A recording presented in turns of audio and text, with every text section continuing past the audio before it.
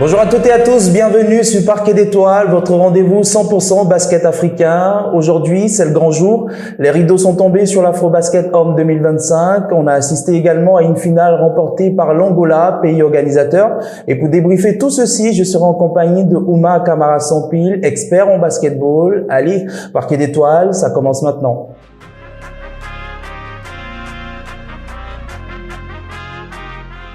Notre invité du jour est Ouma Kamara Sampil. Bonjour. Bonjour. Bienvenue dans Parquet d'Étoiles. Merci. Alors rapidement, comment vous avez vécu cette journée? Alors sur le plan du jeu, décevant sur les deux matchs avec des gros écarts. On a vu un Mali qui n'était pas dans le match, qu'il a lâché très vite, et on a vu aussi un Cameroun aussi qui n'était pas dans le match. Donc on a eu une troisième place avec un écart important, et on a eu aussi une finale avec un écart important. Donc l'enjeu sportif n'était pas présent. D'accord. Allez, on démarre maintenant avec les faits, les chiffres et résultats de cette journée.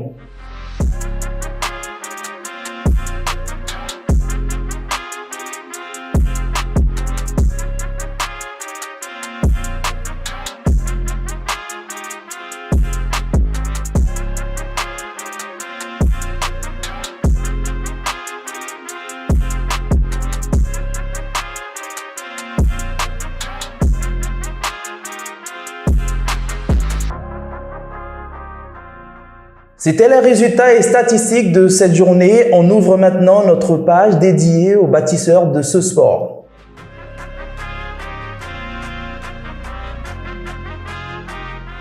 Faiseurs d'étoiles ne célèbrent pas seulement des athlètes, mais aussi ceux qui font briller le basketball africain. Aujourd'hui, honneur à Mahama Coulibaly, ex-président de la Fédération ivoirienne de basketball.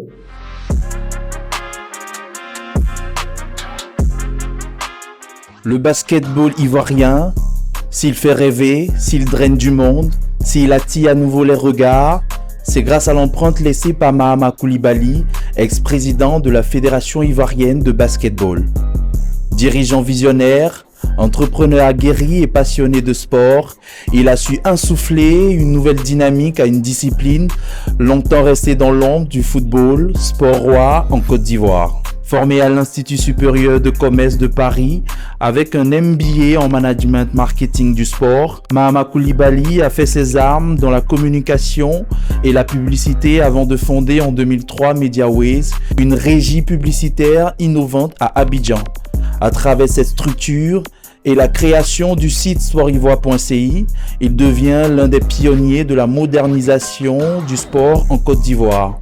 Sa capacité à transformer des idées en projets concrets s'impose rapidement comme sa signature. Élu à la tête de la Fédération ivoirienne de basketball en 2019, Mahama Coulibaly amorce une révolution. Son mandat est marqué par une gouvernance professionnelle et une vision claire. Faire du basket ivoirien un modèle d'organisation et de performance. De 2020 à 2023, malgré l'interruption due à la pandémie de Covid-19, son équipe enregistre des résultats notables. 11 sessions de formation, dont 5 à l'intérieur du pays. 20 terrains réhabilités, dont 14 hors d'Abidjan. Une innovation dans la promotion locale avec la mise en place de MVP de la journée, l'organisation d'All-Star Game, la modernisation des championnats et la résurrection des ligues. Une gestion financière audacieuse appuyée sur des fonds privés à hauteur de 500 millions de francs CFA pour soutenir les compétitions internationales.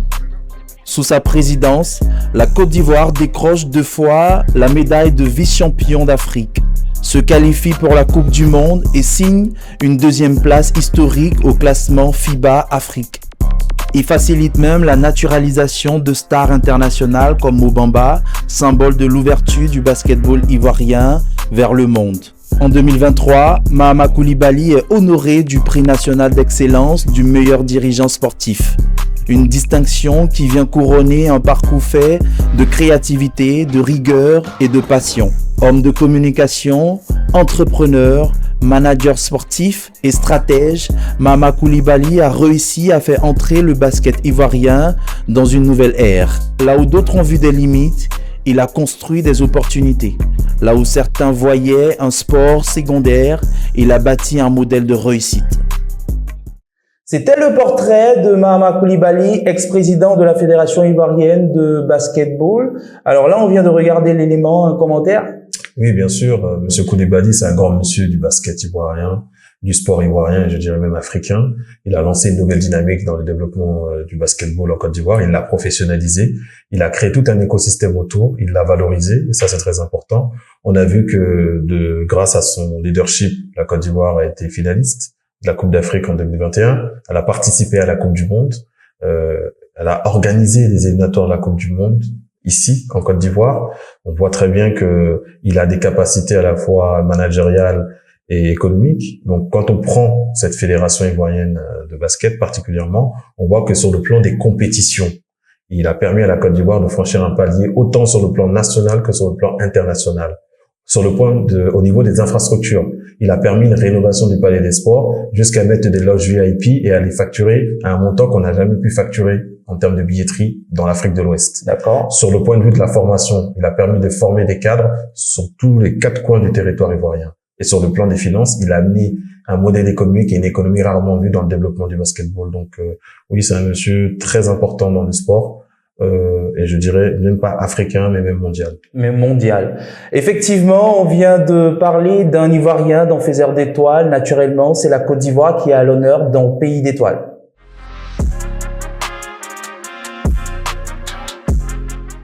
Le basketball ivoirien continue de se forger une place de choix sur le continent africain. Depuis des décennies, la Côte d'Ivoire s'illustre par des équipes compétitives et des talents qui font rêver les jeunes générations. Le championnat local attire de plus en plus de spectateurs, tandis que les clubs multiplient les efforts pour professionnaliser ce sport et développer la formation des jeunes. Sur la scène internationale, les éléphants ont marqué l'histoire avec leur participation régulière à l'Afrobasket, une des compétitions les plus prestigieuses du continent. Des joueurs comme Stéphane Konaté et Alphonse Billet, figures emblématiques de l'équipe, incarnent l'excellence et le dynamisme du basketball ivoirien. Au-delà des exploits sur le terrain, le basketball ivoirien joue un rôle social important. Il permet aux jeunes de canaliser leur énergie, de s'épanouir et de rêver un avenir dans le sport professionnel. Les infrastructures, quant à elles, se développent progressivement et les entraîneurs locaux rivalisent de créativité pour détecter et former les talents de demain. Le basketball ivoirien est plus qu'un sport, c'est une passion nationale qui gagne chaque jour en intensité, unissant les communes autour de valeurs de discipline, de travail et d'ambition. C'était Pays d'étoiles, la Côte d'Ivoire était à l'honneur, pays sorti en quart de finale de cette compétition. Alors comment voyez-vous l'avenir de cette équipe à la lumière de ce qu'elle a montré dans cette compétition? La Côte d'Ivoire s'est bien comportée. On a vu un vice-champion sur le terrain. Elle a respecté son rang puisque la Côte d'Ivoire a fini première de sa poule. Malheureusement, elle perd de très peu ce quart de finale contre une équipe surprise malienne. Mais on pense que si cette équipe était partie en finale, peut-être le score a été différent, ou voire en demi-finale. Malheureusement, ça s'est pas fait. Ça s'est joué à très peu de choses près. On avait vu une équipe ivoirienne contre le Cap-Vert aussi qui a tremblé. Ensuite, on a des joueurs expérimentés. Un Solo Diabaté qui pour moi doit continuer encore 2 ans parce que avec le niveau de jeu qu'il a démontré, il peut toujours apporter même dans 2 ans voire 3 ans, même en sortie de banc. Si cela permet, parce qu'il a tenu cette équipe ivoirienne. On a vu des jeunes comme Moularé aussi dynamiques, qui ont impressionné par leur audace. Maintenant, il manque un peu de constance. C'était une équipe à la fois jeune et expérimentée. Donc, il faut peut-être renforcer cette équipe, je pense, avec des jeunes talents, comme Mobamba qui devrait intégrer cette équipe. On a vu des joueurs expérimentés, mais ça n'a pas suffi. Il faut mettre du sang beaucoup plus. Et leur permettre aussi de jouer régulièrement ensemble, ça compte pour quelque chose. Oui, après, je pense que de toute façon, le système de FIBA, vu qu'il y a les éliminatoires de la Coupe du Monde qui vont se dérouler, il y a des fenêtres qui vont être mises en place, ça permet justement de créer un nouveau groupe, d'être partir sur un nouveau départ parce que après cet Afro-Basket, on va commencer les éliminatoires de la Coupe du Monde à partir de novembre. Donc, c'est le moment peut-être de faire venir des nouveaux jeunes, d'intégrer même, pourquoi pas, des joueurs locaux, parce que la polémique est là, d'intégrer des joueurs locaux, voire 1 ou 2 dans la sélection, pour que cette équipe puisse se sentir à part entière ivoirienne, parce que beaucoup ont critiqué le fait que c'était que des joueurs expatriés. Mais je pense que cette équipe a de l'avenir. On a passé un cycle, il faut en commencer un nouveau. On a des jeunes qui peuvent nous amener vers ce niveau, mais il faudra encore travailler parce que maintenant, le basketball, il faut plus s'asseoir sur ses acquis. toutes les équipes sont dangereuses. On a vu Madagascar qui est venu en force, le Sud-Soudan qui était numéro 1 qui est tombé. Donc il faut pas se reposer sur ses lauriers et vraiment travailler. Et justement, on va aussi travailler sur cette journée-là avec le débriefing, c'est dans Écho du parquet.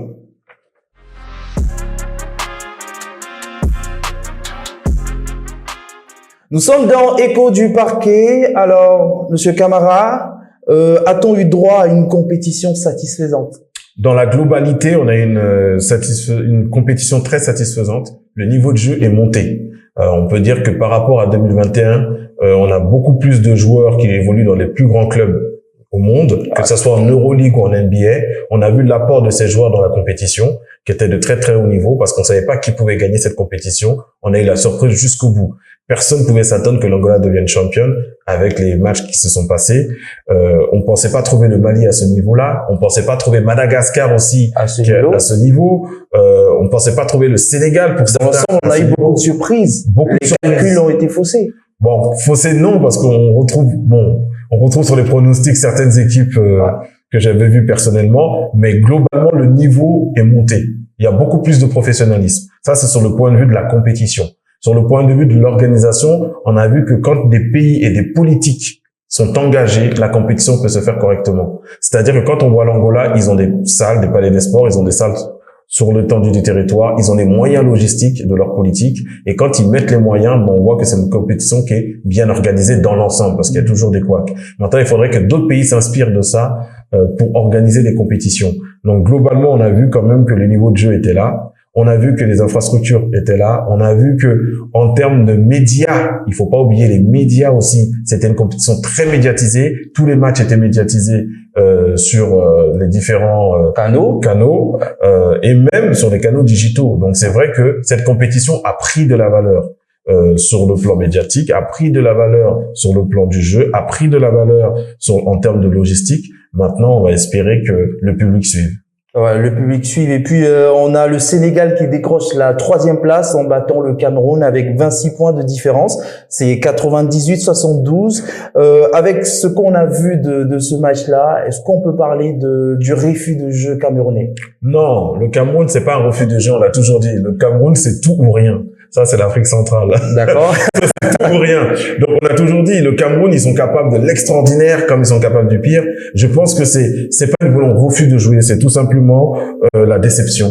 Je pense que le fait d'avoir perdu de façon polémique, en plus, hier, sur un dernier tir, qui pour certains, il y avait faute, d'autres, il n'y avait pas faute, je pense que ça leur a cassé complètement le moral et ils étaient plus dedans. Eux, ce qu'ils voulaient, c'était aller en finale. Je pense que la 3e place, c'était pas important pour cette équipe du Cameroun. Donc, ils ont laissé filer le match et avec la fatigue qu'ils ont eu, l'influx nerveux, c'était très compliqué. Faut savoir qu'ils ont joué ce match après le match du Mali. Donc, ils ont eu moins de temps de récupération.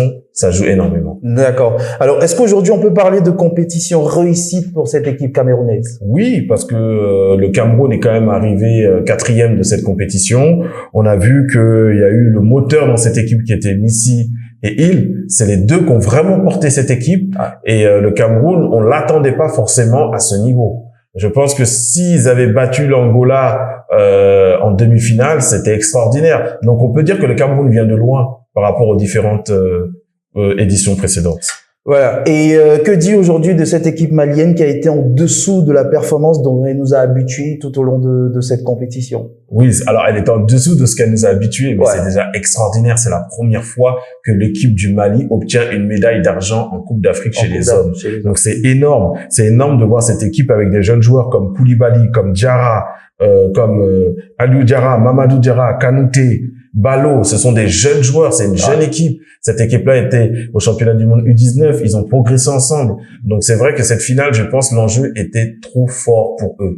Ils n'ont jamais joué une finale de leur vie à ce niveau-là. La pression de la salle, jouer en Angola contre le pays organisateur. Dès le début du match, ils étaient plus là. Vous savez, quand on commence un match, c'est les 5 premières minutes. On sait tout de suite si on peut aller loin ou pas. Et je pense que les 5 premières minutes, ils étaient déjà la tête dans l'eau. Et ils n'ont pas pu surmonter je dirais, ce déclic psychologique. Parce qu'à un moment donné, la finale, c'est plus du jeu, hein, c'est de la psychologie. Et je pense que psychologiquement, ils étaient atteints. dès le début du match et ils ont pas pu revenir. Ils ont essayé, les tirs ne rentraient plus, le body language n'était pas présent, ils rataient des tirs qu'ils n'ont jamais ratés. Aliou Diarra a raté tellement de paniers. Est-ce que c'est pas dû aussi à la fatigue de la compétition et puis à une équipe beaucoup jeune? Je pense le manque d'expérience. Oui. Après, la fatigue, non, parce que quand on arrive en finale, c'est l'adrénaline. On joue une finale. Je pense que l'enjeu, ils ont été dépassés par l'enjeu. C'est-à-dire qu'ils se rendaient même pas compte eux-mêmes qu'ils étaient en finale. Et quand ils se sont rendus compte qu'ils étaient en finale, c'était déjà trop tard. Ils ont paniqué. Ils ont pas joué leur basket. Ils ont pas joué le basket insouciant qu'on connaît, les drives, les tirs. On voit qu'en défense, ils étaient présents parce que c'était un match défensif. On voit très bien que à la fin de la première mi-temps, le score était pas élevé. Ouais. Et ensuite, ils ont complètement décroché. Ensuite, il y a eu pas mal de polémiques aussi au niveau du staff technique. Pour certains, le coach a été un leader d'homme, mais il n'a pas proposé peut-être des schémas tactiques. Est-ce que c'était nécessaire d'en proposer? Est-ce que les joueurs étaient réceptifs ou pas? Ça, c'est autre chose. Mais on a vu que cette jeune équipe du Mali, prometteur, n'a pas pu passer et faire l'exploit cette fois-ci. D'accord. Alors, on a l'Angola qui remporte son 12e trophée avec un parcours, on va dire, quasiment clean. Impression? C'est zéro faute jusqu'en finale. Alors oui, en termes de résultats. Ouais. Maintenant, il y a une polémique qui existe sur cette équipe de l'Angola. Laquelle? Il y en a beaucoup. Sur le premier match déjà. Tu as un exemple? Oui, sur le premier match du Sud-Soudan, il y a eu beaucoup de problèmes d'arbitrage. Alors, il faut pas enlever le mérite de cette équipe angolaise qui joue très bien au basket et qui est championne d'Afrique et qui a montré en finale qu'elle était championne d'Afrique. D'accord. Maintenant, sur les matchs contre le Sud-Soudan, on a vu déjà la Guinée, on a vu qu'elle était impressionnante contre cette équipe angolaise, qui a montré que peut-être l'Angola n'était pas au niveau qu'on l'attendait. Ensuite, on a vu cet Angola contre le Sud-Soudan, où l'arbitre, à la dernière seconde, n'accorde pas un panier plus la faute à 3 points, en disant qu'il y a 24 secondes. Donc, il y a eu litige contre le Sud-Soudan au niveau de l'arbitrage. Ensuite, il y a eu aussi litige contre le Cap-Vert, sur la fin du match, encore sur l'arbitrage.